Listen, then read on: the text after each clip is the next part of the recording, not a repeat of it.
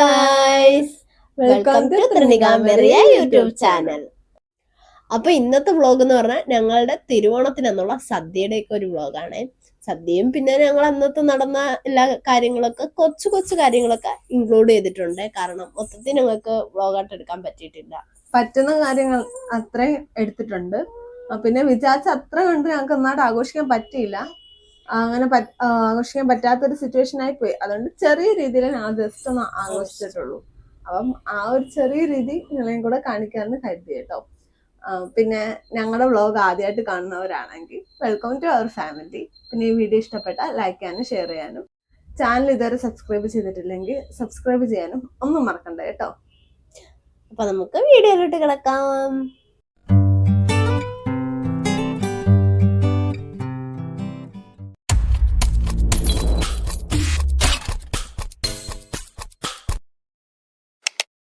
ഞങ്ങള് തലേന്ന് തന്നെ പച്ചക്കറിയൊക്കെ അരിഞ്ഞൊക്കെ വെക്കാന്ന് വിചാരിച്ചു. കാരണം എന്താന്ന് വെച്ചാൽ നമ്മള് പിറ്റേന്ന് ഒരുപാട് കൂട്ട് ചെയ്യുന്നില്ലേ.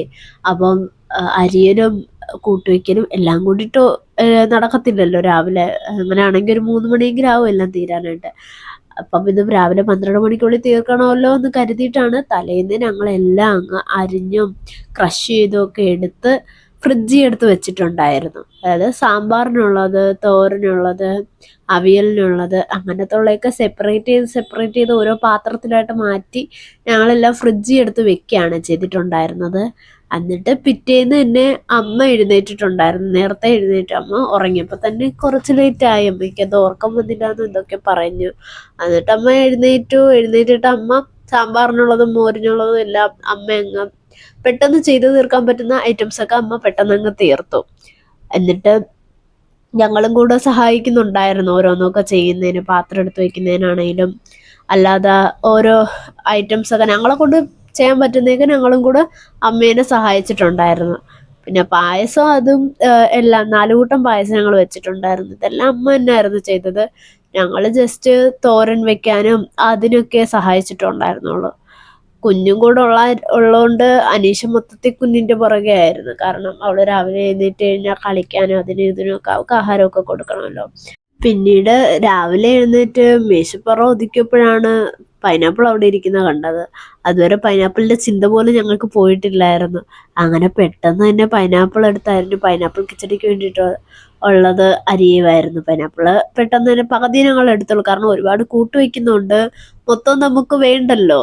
എന്തായാലും കുറേ വേസ്റ്റ് ആവും എന്നറിയാം. അതുകൊണ്ട് ഞങ്ങൾ പകുതി എടുത്തുള്ളായിരുന്നു. പകുതി പൈനാപ്പിൾ ഒരു 1/4 ഭാഗം, പകുതിയുടെ ഒരു 1/4 അത്ര എടുത്തിട്ടുള്ളൂ. അത്ര എടുത്താണ് ഞങ്ങൾ പൈനാപ്പിളിൻ്റെ ഇത് വെച്ചത്. അതിനാള് എല്ലാം കൂടി അരിഞ്ഞ് പറക്കി അങ്ങ് വെച്ച്. പെട്ടെന്നായിരുന്നു ഈ പൈനാപ്പിളിൻ്റെ അരിയൊക്കെ പെട്ടെന്നായിരുന്നു തീർത്തത്.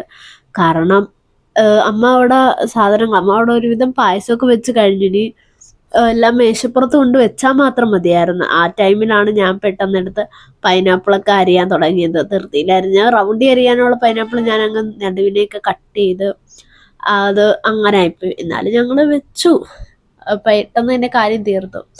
ഇത് കുറച്ച് കൂട്ടേ ഉള്ളൂ കേട്ടോ. ഒരുവിധം കൂട്ടൊക്കെ ഫ്രണ്ടിൽ കൊണ്ട് വെച്ചതിന് ശേഷമുള്ളൊരു വീഡിയോ ആണ് ഇത്. ഏകദേശം കുറച്ച് ആയുള്ളൂ. പായസമൊക്കെ മുഴുവനൊന്നും വന്നിട്ടില്ലായിരുന്നു. ഇത് പൈനാപ്പിൾ വെച്ച് ചെയ്തൊക്കെയാണ്. ഇങ്ങനെയൊക്കെ ഓരോരോ കൂട്ടുകൾ. ഞങ്ങൾക്ക് മറ്റേ പഴം വാങ്ങിക്കാമെന്നായിരുന്നു വിചാരിച്ചത്. ഏതാ, ഞാലിപ്പൂവനാണെങ്കിൽ കിട്ടിയില്ലായിരുന്നു. രാവിലെ ആയിരുന്നു ഓർത്തത് ഞാലിപ്പൂവിൻ്റെ കാര്യം. അങ്ങനെ പിന്നെ പച്ചപ്പഴം വെച്ച് അഡ്ജസ്റ്റ് ചെയ്യാമെന്ന് കരുതി. ഞങ്ങൾ തലേന്ന് ചന്തയിൽ പോയിട്ട് പോലും ഓർത്തില്ല ഞാലിപ്പൂവൻ വാങ്ങിക്കുന്ന കാര്യം. അപ്പ വാങ്ങിച്ചിട്ട് വരാമെന്ന് അപ്പ ഇങ്ങനെ പറഞ്ഞിട്ടുണ്ടായിരുന്നു. അമ്മ ആ ഒരു പ്രതീക്ഷയിലിരുന്നു. പക്ഷെ അപ്പയും മറന്നുപോയി. ഇതും ഞാലിപ്പൂവനും ബോളിയും ഒന്നും ഞങ്ങൾക്ക് കിട്ടിയില്ല. ബോളി ഞങ്ങൾ തലേന്ന് തന്നെ എല്ലാ കടയിലും അന്വേഷിച്ചു. ഇവിടെ അടുത്തുള്ള കടയിലൊക്കെ പോയി ചോദിച്ചപ്പോഴത്തേക്കും ബോളിയൊക്കെ തീർന്ന് എങ്ങനെയാ പറഞ്ഞത്. പിന്നെ ചിന്നിക്കട മൊത്തം കറങ്ങി, അവിടെ എല്ലാം കാലി. അവസാനം പിന്നെ ബോളി വേണ്ട എന്നങ്ങ് വിചാരിച്ചു. കിട്ടാത്ത സാധനം നമുക്ക് എവിടെ നിന്ന് എടുത്തുകൊണ്ട് വരാൻ പറ്റത്തില്ലല്ലോ. അങ്ങനെ പിന്നെ കൊണ്ടാട്ടമൊക്കെ ഞങ്ങൾ ഈ വർഷത്തെ ഓണത്തിനാട്ടോ ഉപയോഗിക്കുന്നത്. എല്ലാ വർഷവും ഇതേപോലെയൊക്കെ തന്നെ ഞങ്ങൾ സദ്യ വെക്കാറുള്ളൂ. അത്യാവശ്യം കൂട്ട് വെക്കും. പക്ഷേ ഈ വർഷം ഒരുപാട് കൂട്ടായിപ്പോയി. ഞങ്ങൾ ഒട്ടും പ്രതീക്ഷിച്ചില്ല ഇത്രയും കാണുമെന്ന്. അങ്ങനെ പിന്നെ കൂട്ടൊക്കെ റെഡിയായി. ഇനി സദ്യ വിളമ്പാം എന്നായി. 12 മണിയോടെയൊക്കെ എല്ലാം തയ്യാറായി ഇരുന്നു കേട്ടോ. എന്നിട്ടാണ് ഞങ്ങൾ സദ്യ വിളമ്പാനായിട്ട് ഇരുന്നത്. ഇനി സദ്യയിൽ എന്തൊക്കെ ഞങ്ങൾ വെച്ചെന്ന് കാണിച്ചു തരാവേ. അതിനാദ്യം ഞങ്ങൾ ഉപ്പായിരുന്നു വെച്ചിട്ടുണ്ടായിരുന്നത്. പിന്നെ അച്ചാറമ്മ വെച്ചു.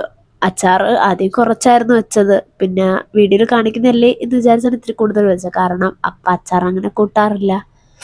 പിന്നെ ഇഞ്ചിക്കറി, പീച്ചിങ്ങ തോരൻ, ബീൻസിൻ്റെ തോരൻ, ക്യാരറ്റ് തോരൻ, പിന്നെ പൈനാപ്പിളിൻ്റെ ആ മധുരവും, അതിൻ്റെ പേരെനിക്കറിയില്ല. പൈനാപ്പിൾ കിച്ചടി എന്നോ പച്ചടി എന്നോ എന്തോ അങ്ങനെ എന്താണ് പേര്. ഇത് പച്ചടി, വെള്ളരിക്ക കൊണ്ടുള്ള പച്ചടി. പിന്നെ പയറും കൊണ്ട് അമ്മ മെഴുക്കുവരട്ടി പോലെ വെച്ചാണ്. എനിക്കിതിൻ്റെ പേര് സത്യത്തിൽ അറിയത്തില്ല. എനിക്ക് ഈ നാടൻ ഫുഡിൻ്റെ പേരൊന്നും വല്ലാണ്ടൊന്നും അറിയത്തില്ല കേട്ടോ. പിന്നെ ഇത് കിച്ചടി, പിന്നെ ഇത് കൂട്ടുകറിയോ അങ്ങനെ എന്താണ്ടോ അമ്മ പറയുന്നത് കേട്ടോ, കൂട്ടുകറി. പിന്നെ ഇതും പയറൊക്കെ കൊണ്ട് വെച്ച ഇതാണ് തോന്നുന്നു കേട്ടോ കൂട്ടുകറി, മറ്റേ തീയലാണേ, സോറി എനിക്ക് മാറിപ്പോയതാ. അതിനുശേഷം വെച്ചത് മറ്റേ ഈ പഴം കൊണ്ടുവയ്ക്കുന്ന കാളനോ അങ്ങനെ എന്താണ്ടോ പേരുണ്ടല്ലോ, ആ സാധനം തോന്നുന്നു, എനിക്ക് കൃത്യമായിട്ട് പേര് അറിയത്തില്ല. പിന്നെ ചക്കര വരട്ടിയും ചിപ്സും വെച്ചു. പിന്നെ ബീട്രൂട്ടിൻ്റെ തോരനും കൂടെ വെച്ചിട്ടുണ്ടായിരുന്നു, അത് വെച്ചു. പിന്നെ വെച്ച സാധനത്തിൻ്റെ പേരും എനിക്കറിയത്തില്ല. എനിക്ക് സദ്യയുടെ കൂട്ടിൻ്റെയൊക്കെ പേര് വല്ലാണ്ടൊന്നും അറിയത്തില്ല കേട്ടോ. ഞങ്ങൾ ഈ സദ്യ വെക്കുമ്പോൾ മാത്രമേ ഇങ്ങനത്തുള്ള ഐറ്റംസ് ഒക്കെ വെക്കാറുള്ളൂ. പിന്നെ വീട്ടിൽ സാധാരണ അത് വെക്കുമ്പോൾ നോർമലി വെക്കുന്ന ഐറ്റംസ് ഒക്കെ വെക്കാറുള്ളൂ. പിന്നെ ചോറിട്ടു, പരിപ്പ് കറി വെച്ചു, നെയ്യ് വെച്ചു.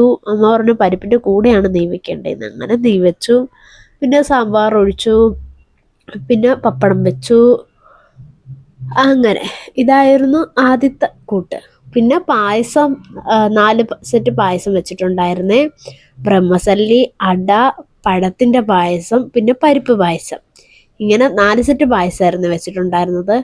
പിന്നെ പച്ചമോരും രസവും അല്ലാതെ സൈഡിൽ വെച്ചു. പിന്നെ മറ്റേ മോരുകറി ഉണ്ടല്ലോ, മഞ്ഞ കളറിലെ മോരുകറി ലാസ്റ്റ് അല്ലേ ഒഴിക്കുന്നത്, അങ്ങനെയാണ് അത് വെച്ചത്. പിന്നെ ലഡുവും ജിലേബിയും വെച്ചു, പഴവും വെച്ചു. ഇതായിരുന്നു കേട്ടോ ഞങ്ങളുടെ സദ്യയുടെ മൊത്തത്തിലുള്ള വിഭവങ്ങളൊക്കെ.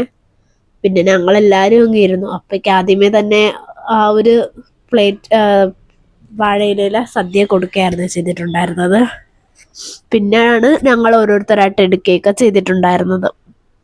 ഞങ്ങൾക്ക് മുഴുവൻ കറിയൊന്നും വേണമെന്നില്ലായിരുന്നു, കാരണം ഒട്ടുമിക്ക കറിയും ഞങ്ങൾ കഴിക്കാത്ത കറികളാണ്. കഴിക്കാത്തതെന്ന് ഉദ്ദേശിച്ചത് ഞങ്ങൾ അങ്ങനെ കൂട്ടാറില്ല. അങ്ങനെ പിന്നെ ഏഞ്ചൽ വാവയ്ക്ക് അമ്മ തന്നെ ചോറ് വാരി കൊടുത്തു. ഏഞ്ചൽ വാവയുടെ ആദ്യത്തെ ഓണമല്ലേ, അപ്പം ഏഞ്ചൽ വാവയ്ക്ക് അമ്മ ചോറൊക്കെ വാരി കൊടുക്കുകയും ഏഞ്ചൽ വാവയുടെ വയറ് നിറച്ചതിന് ശേഷമാണ് പിന്നെ അമ്മ തിന്നത്. ഞങ്ങളെല്ലാവരും ഇരുന്നു. ഞങ്ങളിരുന്ന് ഞങ്ങൾക്ക് ഓരോരുത്തർക്ക് ആവശ്യമുള്ള കറികൾ മാത്രം ഞങ്ങൾ കൂട്ടി. കാരണം ഞങ്ങൾ എടുത്താലും വേസ്റ്റ് ആവത്തേ ഉള്ളൂ, വെറുതെ വേസ്റ്റ് ആക്കണ്ടല്ലോ എന്ന് കരുതിയിട്ടാണ് ഞങ്ങൾ ആവശ്യത്തിന് മാത്രം എടുത്തിട്ടുണ്ടായിരുന്നത്. പിന്നെ എല്ലാവരും കുറച്ച് കുറച്ചായിട്ട് എടുത്ത് കഴിക്കുകയും എടുക്കുകയും എല്ലാം ചെയ്തു. നിങ്ങളുടെ ഓണസദ്യയൊക്കെ എങ്ങനെയൊക്കെ ആയിരുന്നു? ഇങ്ങനെയൊക്കെ തന്നെ ആയിരുന്നോ? ഞങ്ങൾ എല്ലാ വർഷവും ഇങ്ങനെ വെക്കുമെങ്കിലും കഴിഞ്ഞ വർഷം ഇങ്ങനെ വെക്കാൻ പറ്റിയിട്ടില്ലായിരുന്നു കേട്ടോ. കാരണം കഴിഞ്ഞ വർഷം ഞങ്ങൾക്ക് പള്ളിയിൽ പെരുന്നാൾ ഉള്ളായിരുന്നുകൊണ്ട് അവിടെയായിരുന്നു പോയിട്ടുണ്ടായിരുന്നത്. അവിടെ സമൂഹ സദ്യ അതായിരുന്നു കഴിച്ചിട്ടുണ്ടായിരുന്നത്. ഈ വർഷം 8-ാം തീയതിയാണ് പെരുന്നാൾ, അതുകൊണ്ട് 8-ാം തീയതിയെ പോകാൻ പറ്റത്തുള്ളൂ. അപ്പോൾ ലാസ്റ്റ് 4 പായസം കൂടെ ഓരോന്നായിട്ട് എടുത്തിട്ട് ഓരോന്നും ടേസ്റ്റ് ചെയ്ത് നോക്കിയാണ് കേട്ടോ, ഏതിനാ ഏറ്റവും കൂടുതൽ ടേസ്റ്റ് എന്ന് അറിയാനായിട്ട് അമ്മ ഇങ്ങനെ ചോദിച്ച് ഏതിനാ ടേസ്റ്റ് ഉള്ളതെന്ന് പറയണേന്ന്. അങ്ങനെ അപ്പോൾ ഓരോന്നിങ്ങനെ നോക്കിയായിരുന്നു. അപ്പോഴേക്ക് ഇഷ്ടപ്പെട്ടത് പഴം കൊണ്ടുണ്ടാക്കിയ പായസമായിരുന്നേ. അപ്പോൾ പറഞ്ഞു അത് കൊള്ളാം ഇങ്ങനെ പറഞ്ഞു. എന്നിട്ടപ്പം പഴവുമായിട്ട് ഇങ്ങനെ കുഴച്ച് ഓരോ പായസമായിട്ട് ഇങ്ങനെ കഴിക്കുമായിരുന്നേ. പിന്നീട് ഞങ്ങൾ വൈകിട്ടായപ്പോഴത്തേക്കൊന്ന് മൈതാനം വരെ പോയിട്ടുണ്ടായിരുന്നേ. മൈതാനം അല്ലായിരുന്നു ഞങ്ങളുടെ ടാർജറ്റ് ചിൽഡ്രൻസ് പാർക്കായിരുന്നു. പക്ഷേ ചിൽഡ്രൻസ് പാർക്ക് 8 മണിയാകുമ്പോഴേ പൂട്ടും. ഞങ്ങളൊരു 7:15 ആയപ്പോഴാണ് ആശ്രമ മൈതാനത്ത് ചെന്നത്. അപ്പോൾ പിന്നെ അവിടെ പോയിട്ട് കാര്യമില്ലല്ലോ എന്ന് വിചാരിച്ച് ഞങ്ങൾ പിന്നെ അങ്ങ് അവിടെ പോയില്ല, കയറിയില്ല. പകരം മൈതാനത്ത് തന്നെ ഇങ്ങനെ കറങ്ങി ഓരോ കടകളിലും കയറിയും പിന്നെ ഓരോന്നൊക്കെ ഇങ്ങനെ നോക്കിയൊക്കെ നിൽക്കുകയായിരുന്നു. അമ്മ പിന്നെ അവിടെ ഒരു മേള നടക്കുന്നുണ്ട്, അവിടെ കയറി സാധനമൊക്കെ വാങ്ങിക്കണമെന്ന് പറഞ്ഞ് സാധനമൊക്കെ വാങ്ങിക്കുകയൊക്കെ ചെയ്തിട്ടുണ്ടായിരുന്നേ. ഇത്രയൊക്കെ ഉള്ളൂ ഞങ്ങളുടെ ഓണം എന്ന് പറയാനായിട്ട്. പ്രതീക്ഷിച്ച പോലെയൊന്നും ആഘോഷിക്കാനൊന്നും പറ്റിയില്ല. അപ്പോൾ ഞങ്ങളുടെ വീഡിയോ ഇഷ്ടപ്പെട്ട എല്ലാവരും ലൈക്ക് ചെയ്യാനും ഷെയർ ചെയ്യാനും സബ്സ്ക്രൈബ് ചെയ്യാനും ഒന്നും മറക്കല്ലേ. ഇനി അടുത്ത വീഡിയോയിൽ വരാം. ബൈ.